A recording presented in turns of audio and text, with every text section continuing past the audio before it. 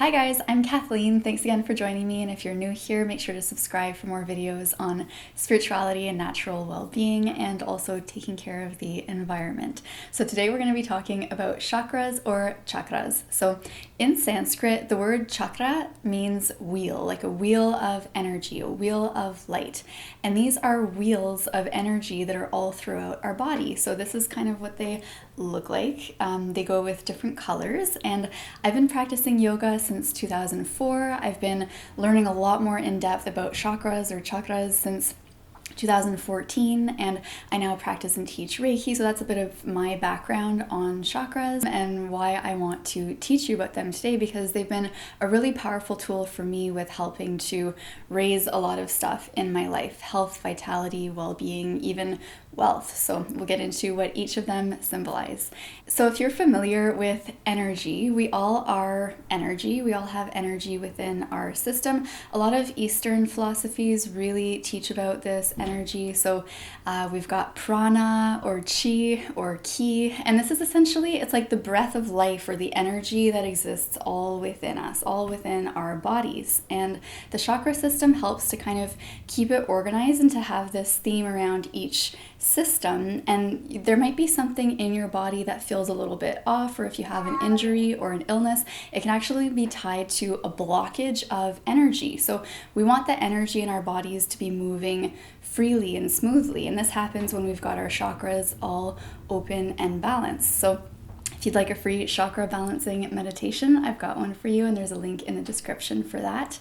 And so essentially we'll go one by one with each of them so that we can understand maybe where our energy might be blocked, and then I'll get into further what can be done to help unblock our chakras.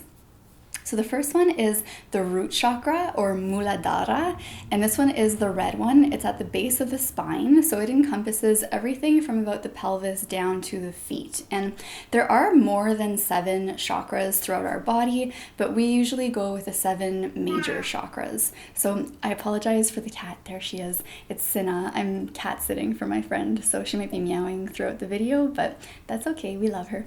So the Muladhara or the root chakra is our base, it's our foundation, and this is from which we can build upon as long as it's strong. So it's really important for us to have a strong, solid, stable foundation. So this has to do with our basic needs in life, our basic necessities. It's food, it's money, it's shelter, it's safety. It can even have to do with the basic human act of having sex. So reproduction, it's kind of, Sinna, that's a lot of meowing. But Sinna is also reminding me that cats and animals have really strong root chakras because they're really tied to the earth. And yes, you are.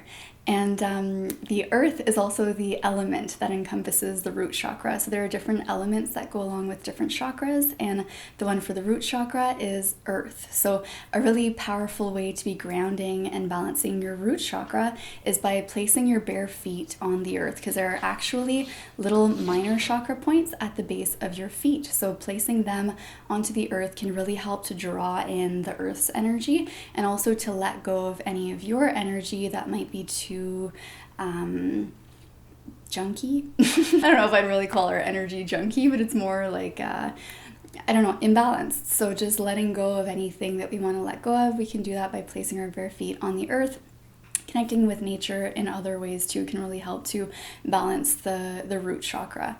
And then moving into the sacral, so the message that's coming for me right now is around food. So food can be a basic necessity that's part of the root chakra, but then it can also get into the sacral, because that's going into our stomach or our belly or the area around the womb for a woman. So this is really where the sacral chakra goes, and it's about nourishment. So not only getting your basic needs of having food, but here in the sacral we'll be going into healthy eating, healthy nourishment, healthy emotions as well. This one in Sanskrit is svadhisthana, so sacral.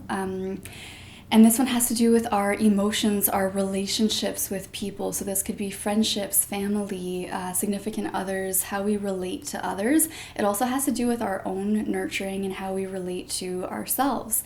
So this one here has more to do with the senses, around joy, feeling pleasure. So where the base chakra has more to do with the physical act of reproduction when it comes to sex, the sacral chakra has more to do with the sensuality, so the pleasure aspect of it. And because men and women have different genitals, the men's genitals typically are in the root chakra because they're a lot lower, whereas the female genitals go up into our abdominal area where our ovaries are. So that's more the sacral chakra, though we also have some in the base too. So it's kind of, the genitals are a little bit for both the base chakras. We've got Cinna just climbing around here, so hopefully everything stays good. Yeah, Cinna just jumped up there. She just had her, she just got spayed, so she just got those things removed, unfortunately. May they rest in peace. Though Cinna has given birth to cats too, so that's where we really grow life, is in the sacral chakra, is where life is grown, and then the root chakra is giving birth and bringing that into physical form. So another theme for the sacral chakra is creation, creativity. So a great way to unblock and strengthen your sacral chakra is by doing art, maybe dancing or painting, or really doing any art form will help to unblock that sacral chakra, and or tuning into your emotions. And that's something that art really helps with, is expressing the emotions in a creative way. And the element for the sacral chakra is water, and water is the element that really represents the emotions too. So if ever you have a dream and it features water in it, that symbolizes your emotions. So if it's this rocky ocean, then it can symbolize a turmoil of emotions, or if it's a really calm lake, that can symbolize your emotions being calm and steady. So that's the sacral chakra. And then moving up to the solar plexus, or the yellow one, this one is Manipura, and this one has to do with our inner confidence, our willpower, our inner strength. So looking at this one, it makes me think of kind of the lion with Leo, courage, self-confidence. I think I've said that. Manipura, it also makes me think of the word manipulate, and this is where sometimes if we are trying to take the power from someone, we might be manipulating or placing our power onto them, or having our power be sort of taken from us. That sort of manipulate is kind of a word that to me comes in with the Manipura, of where this energy, it's really important for us to have power within ourselves and to really tune into ourselves when making decisions. So beware of who you take, the word criticism is coming from me, but not only criticism, but advice. So giving your power away can happen when you're taking advice from someone who might not actually know what's best for you. And truly, we all have that power within. So this is where the solar plexus is. It's where the rib cage meets, just below the chest and above the abdomen. And this is our inner power, our inner strength. It helps with motivation too, with getting going. So this is where we can find things like the theme of feeling not good enough, or we might find perfectionism or procrastination, that laziness. All this stuff can kind of come in that theme. Also status. So status really has to do with that. That's where we see like that lion too, kind of has that symbol of status. And the element for the solar plexus is the sun. So it's this really powerful sun, fire, light. Or yeah, the element isn't the sun, the element is fire.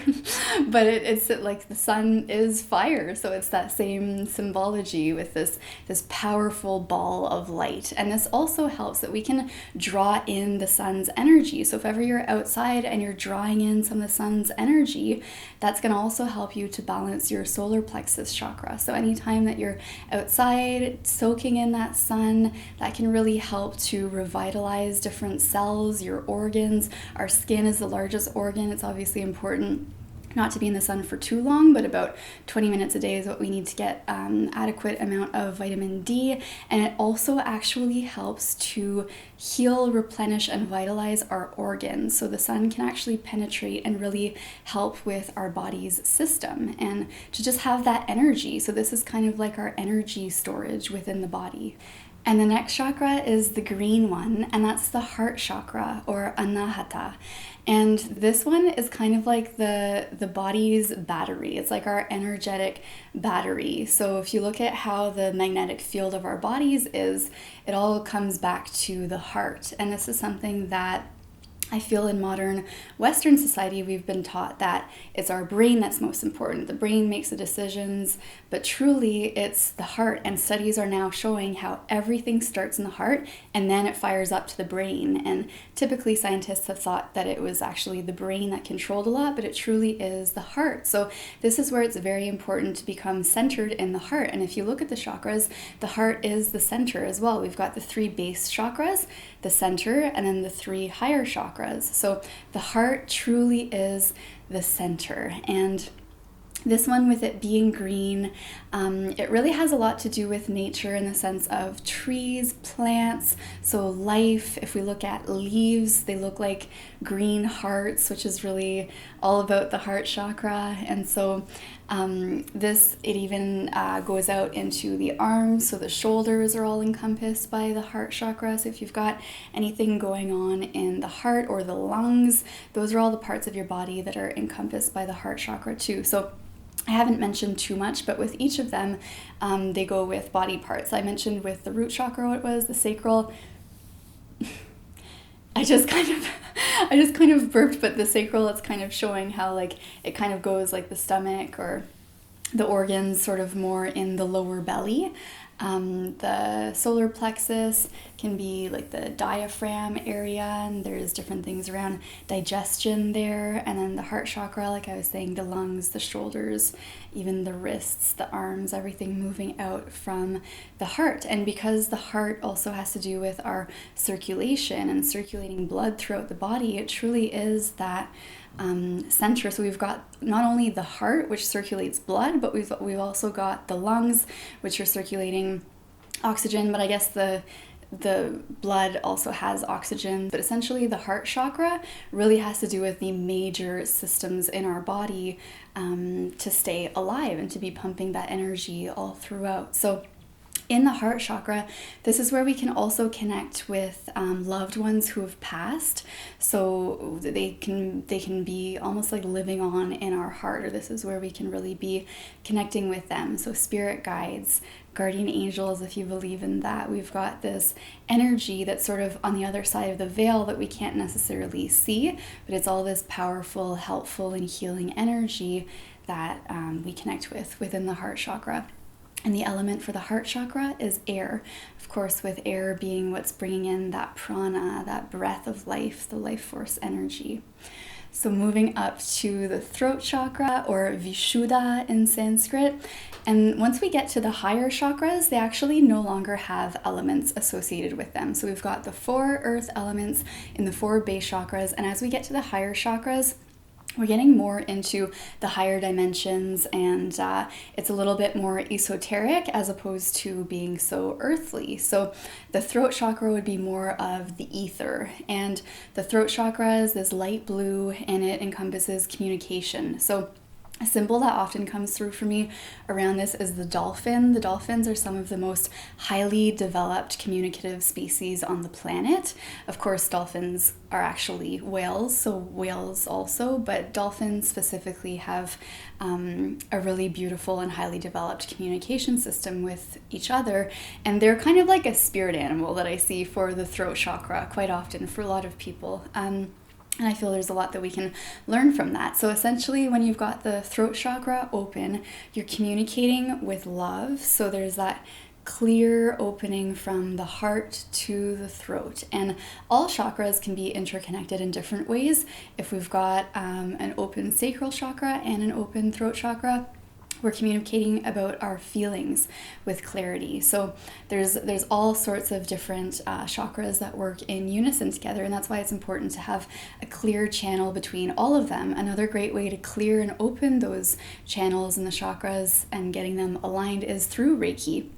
also through yoga, through mantras, through affirmation. So there are a lot of different ways that we can be clearing, opening, and balancing our chakras. So the throat chakra, when it's balanced, it means we don't communicate too much. Sometimes there's some people who just talk too much and they aren't doing enough listening, and that's where it could be an overexertion. So with all chakras, they could be overexerted or underexerted. So just creating that balance where it's like maybe the ones who talk too much can just let themselves ask questions and listen to answers, having open listening.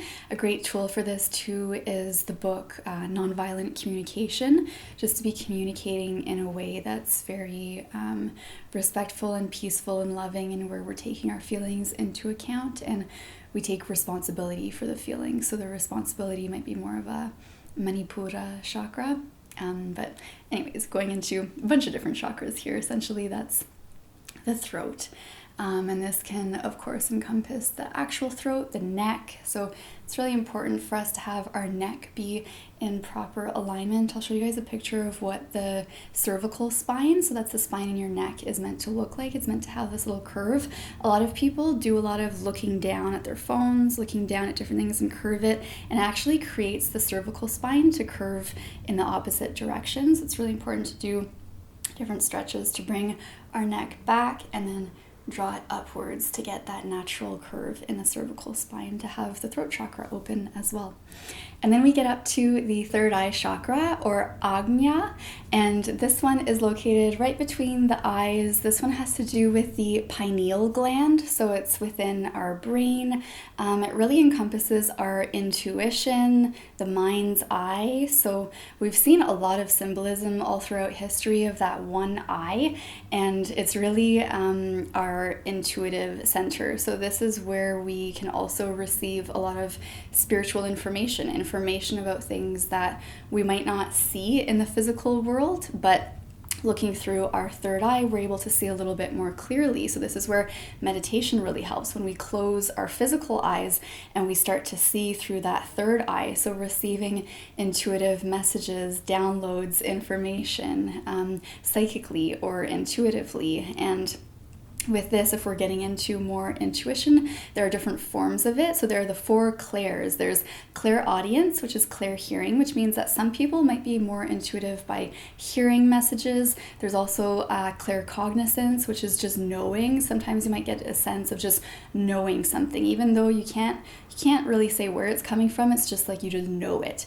And then there's clairvoyance, which is seeing things. So you might get visuals or imagery. Sometimes this can come through dreams. You might have a dream about something before it happens. There's also clairsentience, and this is feeling. You might have a really clear and strong feeling about something, and that's how your intuition is strongest. So we can develop all forms of intuition, but a lot of times we're naturally born with 1 or 2 that are strongest, and that's how we can receive that intuitive information. So that's the color indigo. It's this darker blue, and again, it doesn't have an element. It would be more of an ether. So the ether is more like space and nothingness, though there is something. It's just not necessarily visible to the naked human eyes. And then moving up to the crown chakra, or Sahasrara. That one is the top one. It's purple, or it can be clear or white. And this one is truly our connection to source, the Tao, depending on whatever religion you have. This could also be God, Buddha, Allah, so whatever sort of spiritual connection you have. If you have no type of religion or spiritual practice, that's fine. It's essentially just source energy. So this energy that's connecting all of us. So we're all interconnected in this web of consciousness, and that kind of comes through the crown chakra. And a lot of times in more religious things, we might see like this light around the head. That's like a very developed crown chakra, where like your crown chakra is on fleek. You got that shit open.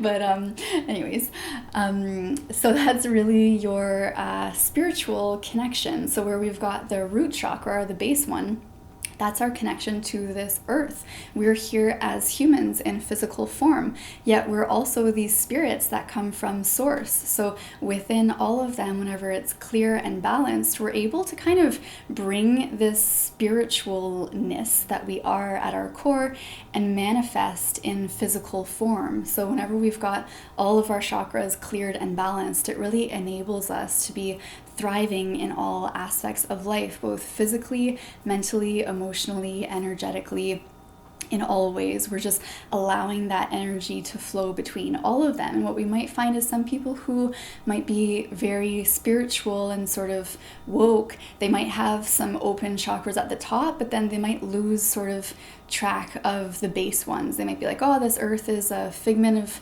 reality, or what do people call it right now? They're like, you let me know in the comments because I can't think of the word for it, but it's like not real. It's like, oh, this world is like, I don't know, there's a term for it, and it's like more sounds like VR or something that is very like, I can't think of what the word is, like hologram. Anyways, but we are physical beings on this planet, and if you're living more from the higher chakras, you might be really ungrounded, which means that you might be not doing well financially, not doing well in your physical life, not doing well in your relationships, sort of feeling lost on the planet of like, why are you here, and not doing things in a tangible way. You might start getting injuries or illnesses in the body because you're losing track of the body. Whereas we also have people on the opposite end who are very all about their body and the physical form and money and status and power, but they're kind of closed off to these higher chakras, thinking like, oh, well, that's voodoo, or thinking that anything that's sort of spiritual isn't real because it can't be proven. And there will be times in your life where you might travel from different chakras, where you might be extra heightened in some, and then realize like, oh damn, I gotta ground. And then you go down and you start grounding, and you might kind of lose track of the spiritual stuff, thinking like, well, is this even real? But it's all about just keeping that balance between all of them, and acknowledging that we all live in different societies that really value different things. So if you lived in India, that tends to value spirituality a bit more, and you were more spiritual, you would feel like you're accepted in that society. So acceptance has to do with this solar plexus chakra.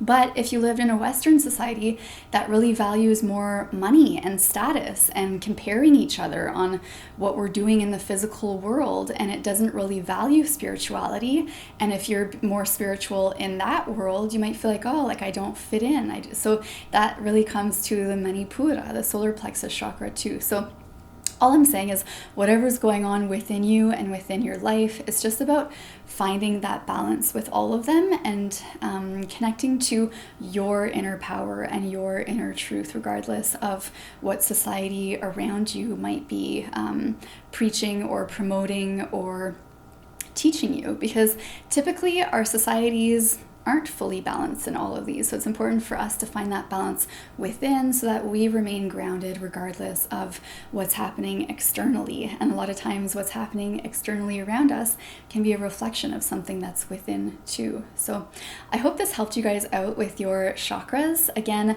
I'll have more links in this video description for you, different resources on this. And if you have any questions, please reach out in the comments. I've also got a course going to help you balance and clear your chakras. I also teach Reiki, so I can certify you and teach that to you online. So check the link in this video description, and make sure to remember to also get your free chakra balancing meditation to really open up this energy and clear anything that might be blocking you from really thriving in your life.